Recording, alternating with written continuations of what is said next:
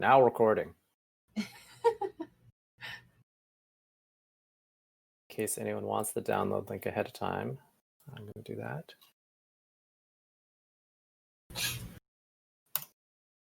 All right, I'm going to get started. Chapter 1, Prologue, January 2020, Greendale Community College, start of spring semester.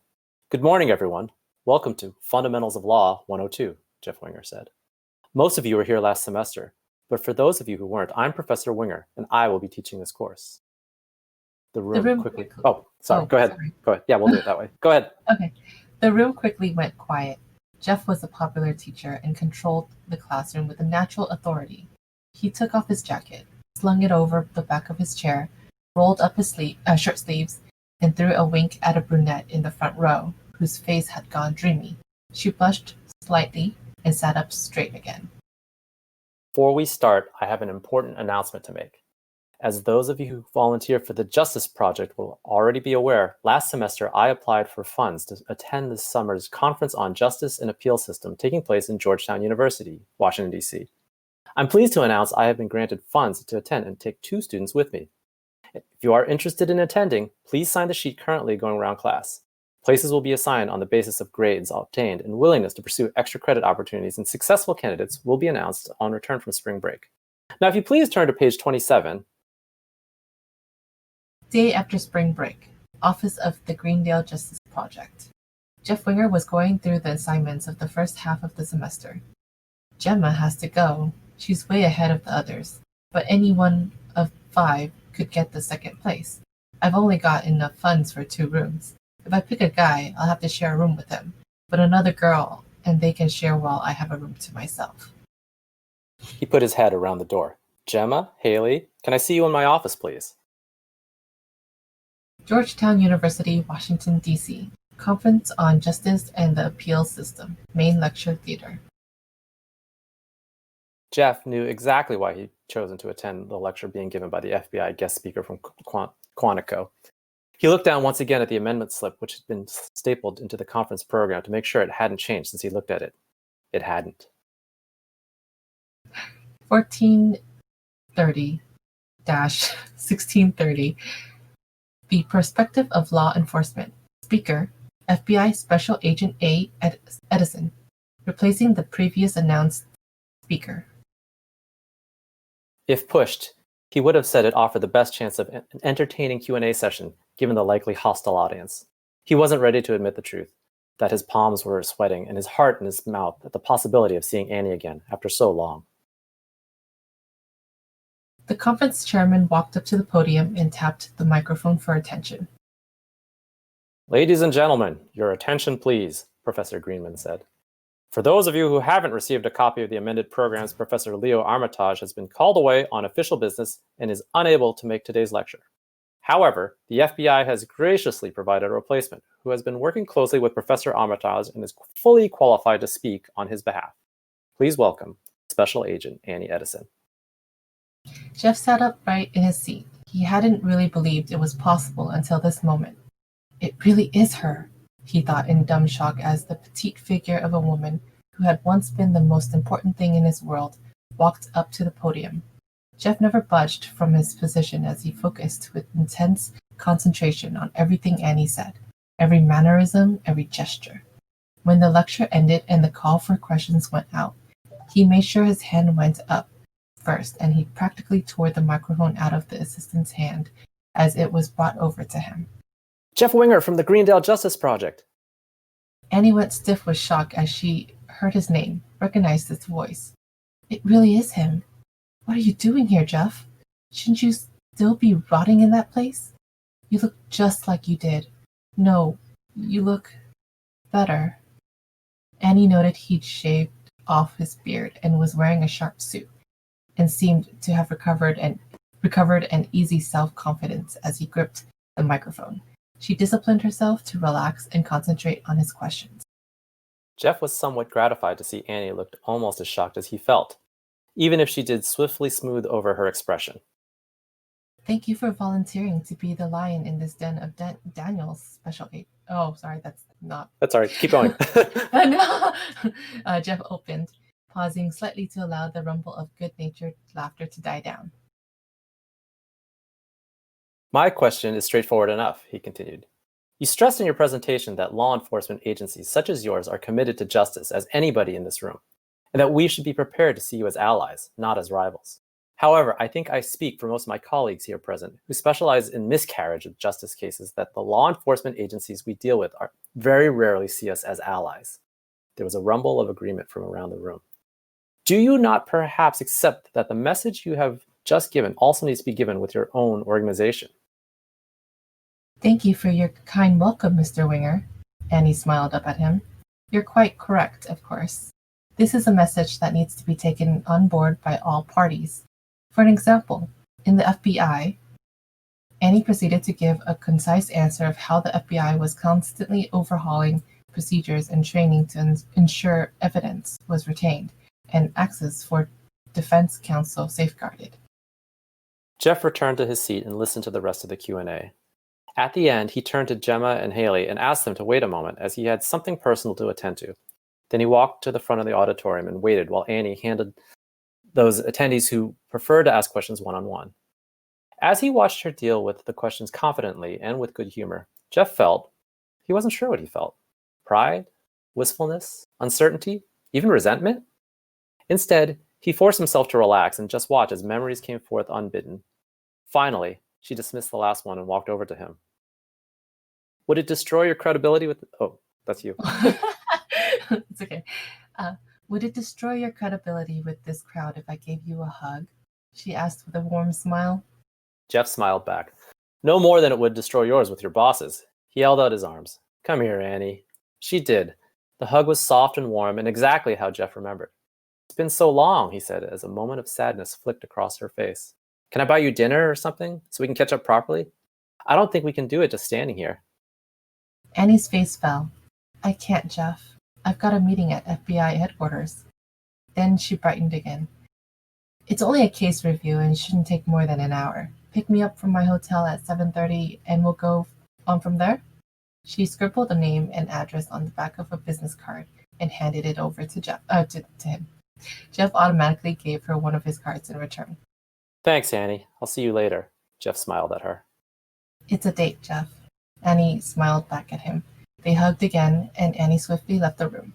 Gemma and Haley, who had been hanging back, walked up to him. They had grins on their faces. So, Professor, said Gemma, did you really just score a date with the hot FBI agent? Jeff drew himself up to his full height and replied with a tone of grave dignity. As it happens, she's an old friend from when we were students together. Then he grinned. But yes, it looks like you'll be looking after yourselves tonight. Then we need to get you ready, Haley said. There's no way you're going out in your conference suit. Whew. End of chapter 1. Yeah. Getting spicy. Chapter Next 2. Chapter. Jeff Winger's hotel, 7 p.m. The girls had been as good as their word. Jeff had been ordered into his bathroom to shower, shave, moisturize, and tease his hair into just the right urban casual look. And in the meantime, they had ironed and laid out his favorite, eye-wateringly expensive, pale blue Marc Jacobs shirt, dark blue sports jacket, and cream-colored slacks. Jeff sprayed on some of his favorite cologne, finished getting dressed, and stepped out into the corridor where Haley and Gemma were waiting. Gemma nodded. You'll do. Then she smiled. Have a nice evening, Professor. Haley grinned. Be good, and if you can't, be careful. Jeff tutted at her. The same goes for you two. Don't make me regret leaving you unescorted. We're all adults here, you know. That's what I'm afraid of, Jeff grinned. Then went serious. But thanks, guys. I appreciate this. Annie Edison's Hotel, 7:20. If it had only been a 10-minute taxi ride from his hotel, so Jeff had arrived a little early. Rather than risk surprising Annie, he went into the hotel bar and ordered a Diet Coke while he waited. While he did so, he found himself thinking back to the last time he'd seen Annie. She'd come back from her summer internship with the FBI, bubbling over with excitement at having her application for the FBI Academy accepted, even if it did barely leave her with enough time to sort out some administrative details about graduating from Greendale and putting her things into storage prior to getting them shipped across the country. They had a going-away party the night before she left, and the day after Jeff had driven her to the airport again. They hugged, kissed, and promised to stay in touch.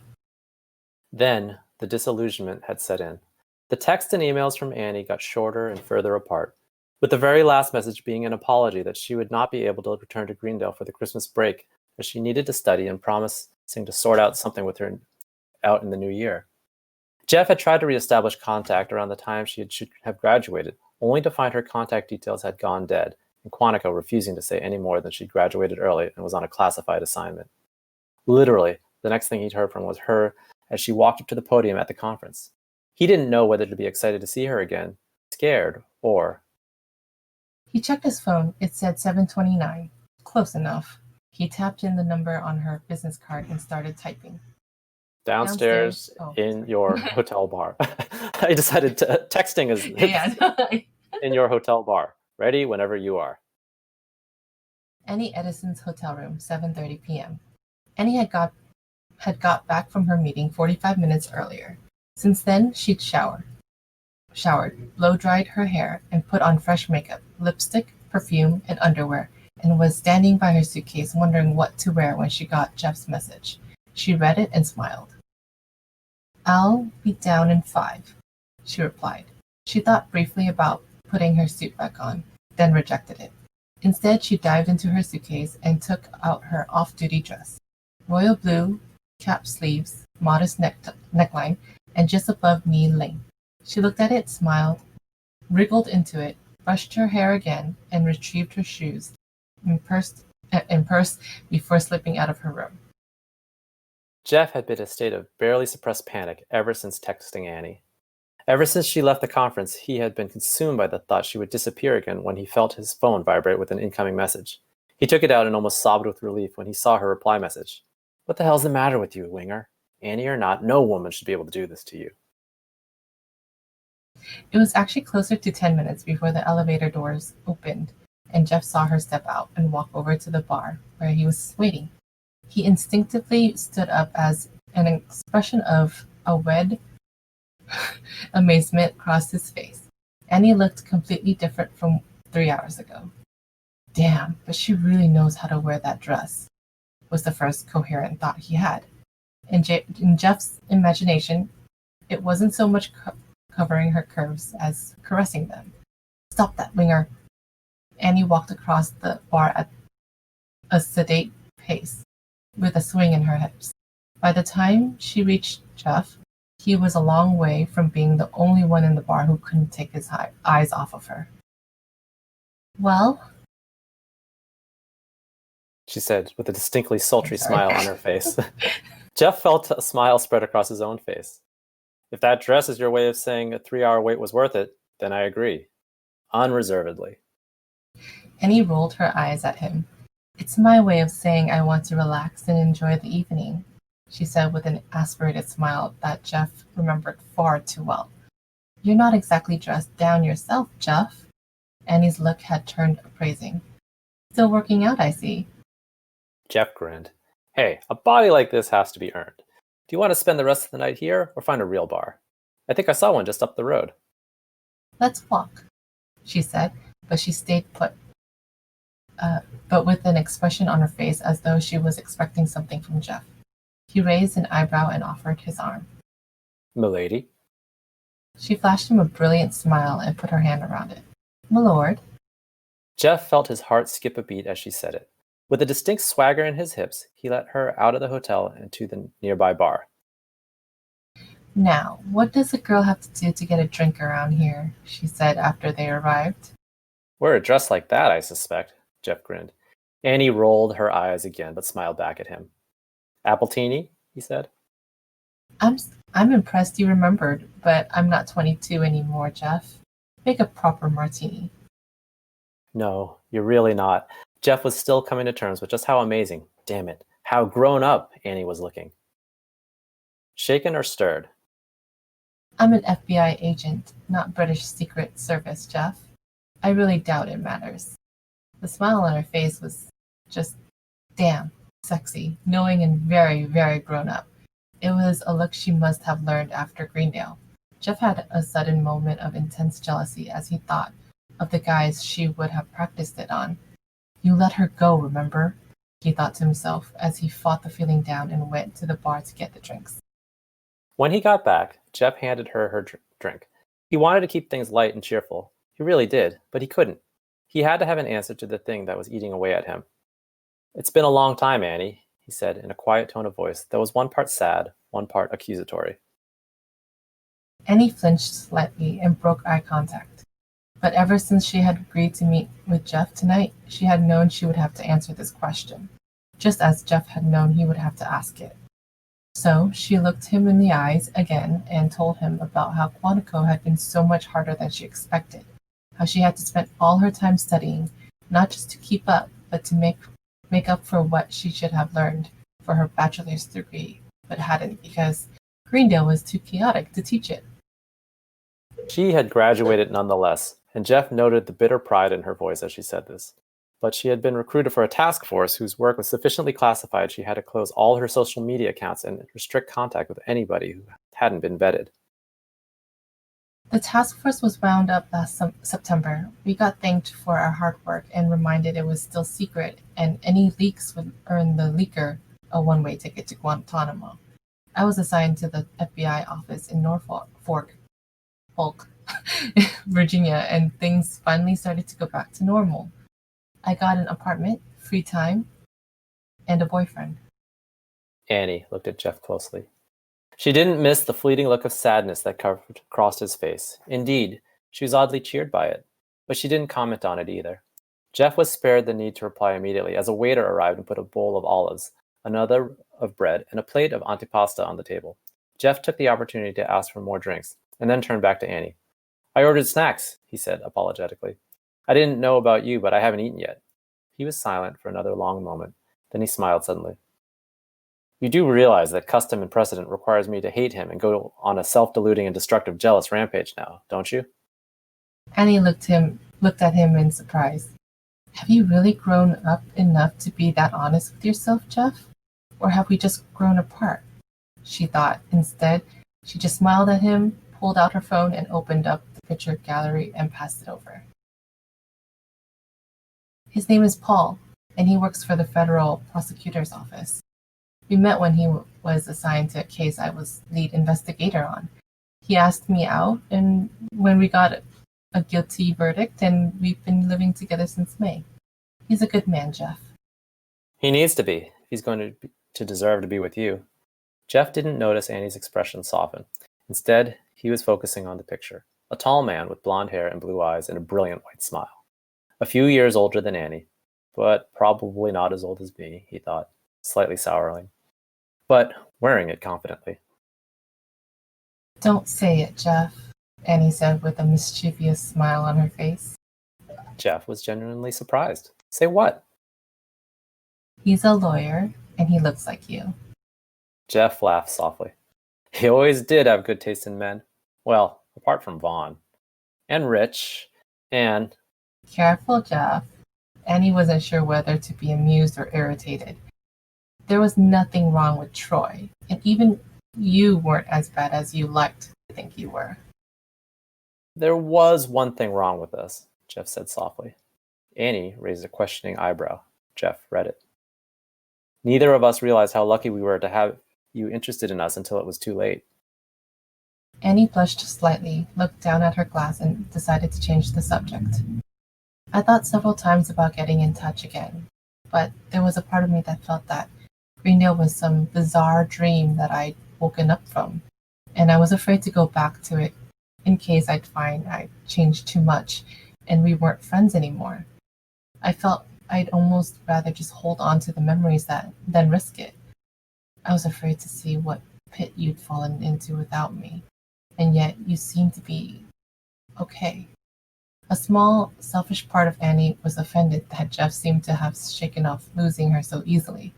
The rest of her fought that down and carried on. Jeff nodded in understanding, then waved his scotch glass between the two of them. And? He said. Annie knew immediately what he was asking. She smiled. I think it's going okay so far. He bowed slightly and smiled back. Despite that, Annie said, when I got the invitation to the launch party of Abed's new series, I accepted and got as far as booking plane tickets to California. I'd actually started to look forward to it. Then the trial date of a case I was lead investigator on got brought forward and I had to be in court. Jeff thought back to the party. Who would have thought Abed's old web series about us would get picked up by a network as a basis for a sitcom? Still, it got us an expenses-paid break in California. You were missed, he said. Britta, Craig, and I were there from Greendale. Shirley made it, and even Smile and Menace dropped by with a posse in tow. Nice of Troy to make it, Annie said. It was a great party, Jeff said. We got our pictures taken with the actors playing us, and the actress playing you hit on me really hard. That was a great weekend, though I had to change my booking for the return flight. He grinned as Annie sputtered. I'm still not completely sure if she was interested in me for me, or if she was doing her character research.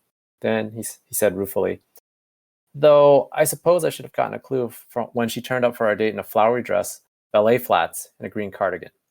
The lingerie she had on was nothing like what you would have worn back then, however, though it would have suited you. Jeff! Annie was now giggling helplessly and bright pink with embarrassment. Jeff had a huge grin on his face as he watched her. I'm not sure I'll ever be able to watch Second Chances the same way ever again, she finally got out. The debate episode is in 2 weeks. Jeff was still grinning. Oh, God, Annie gasped. I'm going to have to warn Paul, aren't I? Jeff's grin was even wider, if possible. Pleased to be of service, Special Agent. Thank you, Professor, she said dryly, but with a soft smile on her face. Well, that's me up to date. Whoops. Oh, yeah, it's kind of... well, that's me up to date. What about you, Jeff? You're looking better than I expected. Much better. Annie's smile was borderline flirtatious. Jeff smiled back. Admit it, you were half expecting me to look like Duncan at best, and be a washed-out old drunk on a park bench at worst. Annie's expression turned apologetic, but she didn't deny it. I can't say I blame you, he said thoughtfully. I was in a bad place last year you were there. Pierce was dead, Shirley and Troy had left, and I knew it was only a matter of time before you and Abed left. The thought of being on my own terrified me, and I reacted badly. He looked pensive for a moment. If it wasn't for the women in my life, 3 in particular, I might have ended up on that park bench, he said thoughtfully, and went on to tell Annie of how Britta had challenged him. Maybe he can't be the best defense lawyer in Colorado anymore, but what was his excuse for not being the best community college lecturer? Was he really happier having students laugh behind his back at the guy who handed out A's just for turning up? Frankie had joined in by warning him she was going to run another round of purging Greendale by blow-off classes and teachers who didn't teach. And friendship wouldn't save him if he didn't shake up. Faced with the prospect of failing for the second time in 3 years, Jeff's pride was stung, and he'd gotten angry. So he read some books, drew up a lesson plan that involved teaching law, and audited a class at Denver Sturm. And then a strange thing happened, he continued. I got good at it. I started to enjoy it. Having an entire class of students hang on every word you say is almost as good a feeling as giving a really good closing and knowing you're winning the jury. It really was almost as good as being in court again. Jeff smiled at the memory. So Jeff Winger got his life back by rediscovering the ego-boosting joy of having a room full of people listening and looking up to him? Who could have seen that coming? Annie asked dryly. Ouch. You're getting really good at this sarcasm thing, Annie. Jeff grinned at her. It's not the only thing I'm good at, she said. Don't think I haven't noticed you haven't mentioned the third one yet. The FBI trains its agents well, Jeff said wryly. Her name is Melanie Callahan, he said. She was a student who signed up that fall semester, a divorcee who put her life on hold to support her husband, only to have him run off with his secretary. I hated her. She had absolutely no respect for my position as her teacher, never laughed at my jokes, and delighted in asking questions I couldn't answer and humiliating me in front of the class. It got so bad I would do extra reading before lessons just to be ready to beat whatever smart-ass point she made into the ground. He paused and sipped his drink for a moment. In fact, one day I was in the teacher's lounge ranting to Klegoras and Duncan about some particularly jerk-assy questions she asked. You know what they'd say? Annie shook her head. Annie shook her head. Jeff smiled. Now you know what it was like to have Edison in your class for an entire semester. Annie was taking a sip from her drink. She coughed suddenly and put her glass down. Jeff went serious again. They also said it was students like that, the Edisons and the Callahans of the world, who refused to allow you to coast, who forced you to teach them, who would be the ones who remembered you for the rest of your life, because they were the ones who made teaching a vocation, who made it something more than keeping a roof over your head. They were right, too. Jeff raised his glass as though toasting Annie. It was arguing with you that first semester I taught at Greendale that showed me I could be a decent teacher. I allowed myself to forget that. Arguing with Callahan reminded me, and this time I didn't allow myself to forget. She changed the subject slightly. So, what's this Greendale Justice Project that's brought you here then? Jeff's mood went somber as he told Annie of a kid in his class whose brother had been arrested for driving while black in the nice part of town. The arresting officer had seen a chance to pin a bunch of unsolved cases on him, and all of a sudden he was looking at a plea bargain to accept a sentence of 18 months or risk a trial in 20 years. Jeff had looked at the case file, spotted a bunch of holes in the prosecution's case, and offered to represent the kid on a contingency basis. Not only had he won, but with a countersuit, he got enough in damages to pay the kid's college fees. Jeff grinned as he recounted his triumph, then went serious again. The asshole cop who set him up got suspended on full pay for failing to follow proper procedures until he attended a diversity awareness course and was then reinstated. There are times when I really don't like cops. Present company accepted, of course. He nodded at Annie with a wry expression on his face. We're not all like that, Jeff, she said grimly. No, you're not, Annie. But too many of the ones who aren't happy to shield are happy to shield the ones who are. Called the blue wall for a reason, after all. Annie's expression did not improve. Jeff decided to move the story on, telling how Callahan had basically nagged him into writing an article for a legal journal about the case, which had led to requests to take on similar cases, which led to Greendale. Frankie approving of the positive publicity, authorizing him to set up a program with school funds and recruit student volunteers. It was Callahan who came up with the Justice Project name and joined up as the first volunteer. I thought you hated her, Annie asked. Jeff grinned. You know what I'm like with these annoying busybody Annie? At first, they drive me up the wall. Then I kind of get used to having them around. And then when they're not around, I find I miss the noise and stress more than anything. Annie smiled and rolled her eyes. Callahan left at the end of that year. She transferred to CU Boulder to do a proper law degree. And it left a hole, similar to the one you left. Not as big, of course. She did let me have a dance at the transfer dance, though. Jeff had a slightly far-away, nostalgic expression on his face. Transfer dance is probably my favorite occasion in Greendale's social calendar now, for all sorts of reasons. This time, he looked Annie straight in the eyes, and his smile was knowing, mischievous. She smiled back. The project has done pretty well since. We take on 2 or 3 cases a semester, and our profile has increased. Local law firms have started to take an interest and donate pro bono time to help us out. More importantly, I got to head up a newly created law department at Greendale with a full-time secretary and intern to do the boring administrative stuff, while I concentrate on looking good in sharp suits and being charismatic in courts. Jeff grinned at Annie. I'm glad to see you've got your priorities right, Jeff, Annie said dryly. Of course I have. The world needs to see more of this. Jeff pointed at his face with another grin. Annie rolled her eyes. His face went grim again. Mind you, I wouldn't be so busy if cops were more honest. At least half our caseload is a miscarriage of justice cases involving people who couldn't afford to pay for a lawyer and got railroaded. If the police only followed the damn rules that were put in place to protect people instead of going for the kill, regardless of how guilty a suspect was, then I'd have less work and everyone would be happier. Annie's mood went dark again. Is that me? Okay. That's you, I think, right? Oh, okay. And law enforcement wouldn't be so tempted to find a way around the rules if they weren't so complex and changing constantly. And do you know why they keep changing? She was looking him straight in the eye now, her face flushed red with anger. Because sleazy defense lawyers keep finding loopholes to put dangerous criminals back on the street. She paused, her breath for a moment. Decent, hardworking police officers risk their lives every day only to see some lawyer in a $6,000 suit put a criminal back on the streets because they filled in the wrong form. Jeff looked shocked. What the hell happened to you, Annie? The rules we have are designed to protect the innocent from being railroaded, not to set the guilty free. I thought you knew that. Annie's rage briefly flared white hot, but then she saw the shocked expression on Jeff's face and the biting retort she had ready died on her lips. Instead, she sighed. When did you become the optimistic idealist, always wanting to do the right thing, and I, the jaded cynic, happy with the end, justifying the means? Jeff looked at her wistfully. Maybe it was when we both grew up. She smiled at that.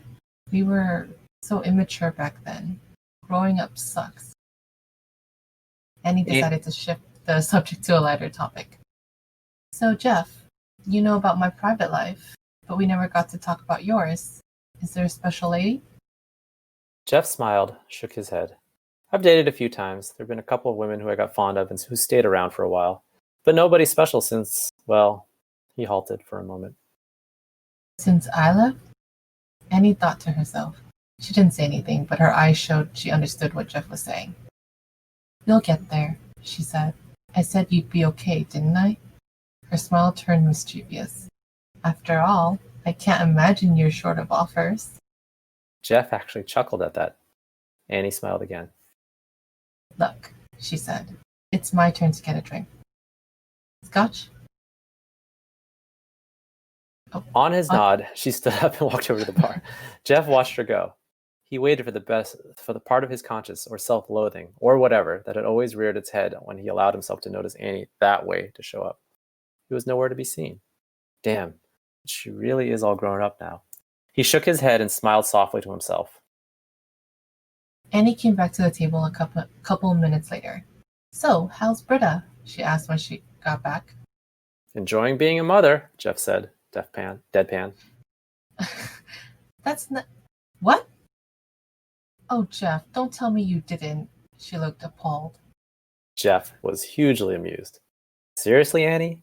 After all the times we proved how bad we were together, you thought we'd take another trip around that block? Oh no. Jeff told instead how Britta had gone off to a rock concert protest rally over Thanksgiving break and spent the entire time so high, she was even more careless about protection than she was about the guy she picked. Then a month after she got back, she knocked on his door holding a positive test in one hand and fighting down tears. Jeff took her in until she calmed down, at which point she decided she was keeping the baby, who turned out to be a cute little girl who looked like her mother.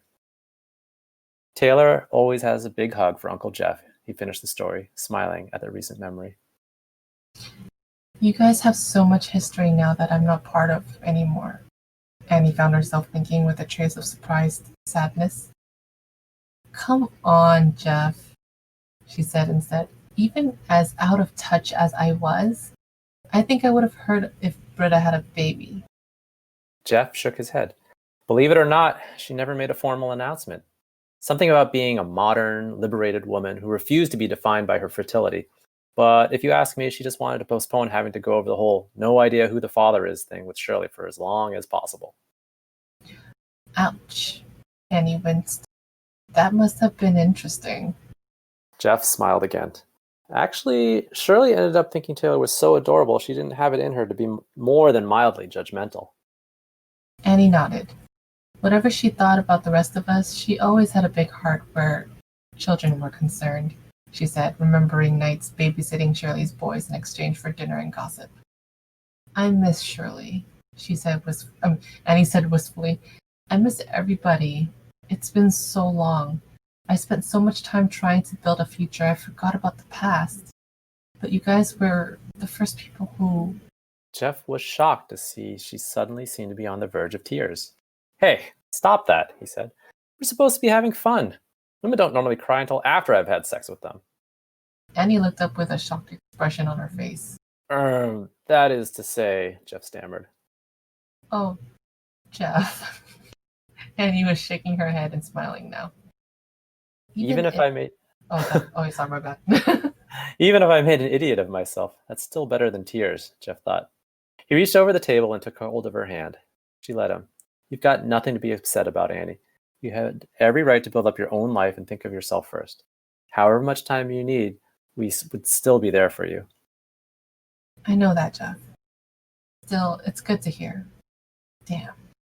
She'd picked up her glass and seen it was empty. Jeff saw where she was looking, smiled, let go of her hand, and headed to the bar. When he came back to the table a couple minutes later, Annie asked about Abed. Jeff said he saw him at least once a year when he came back to Greendale to visit his father, plus 2 trips Jeff had taken to LA, one for a case and one for a launch party of Second Chances. About Craig, he'd been sidelined into a Dean of Students post when Frankie reorganized the college administration, creating a new post of college president. Running Greendale's social life was his sole responsibility now, and he was flourishing. She didn't ask about Troy. She'd follow Smiling Men's career through the media, as well as Jeff had, and even attended a concert once, though Troy hadn't known she was there. Shirley and Britta, she thought they'd already talked about, but mostly they just talked. Every now and then, one of them would go to the bar, and as they reminisced, the years fell away until it felt like they were simply Jeff and Annie again, and the real world was a place they could avoid for a while. Oh, damn, Annie said when she heard a clock chime and saw it had turned 12. Disney princesses need to be home by midnight. I understand, Jeff said with a grin. Har, Jeff. But Annie wasn't offended. I don't know about you, but I have to be up in the morning. Unfortunately, so do I, he said. The conference has one more day to run. We're flying back to Denver in the evening. He threw back the last of his scotch and stood up as Annie did. Walk me back to my hotel, she said. There's usually a taxi waiting outside. Jeff nodded, and this time he didn't need to be prompted to offer his arm. She smiled as she took it.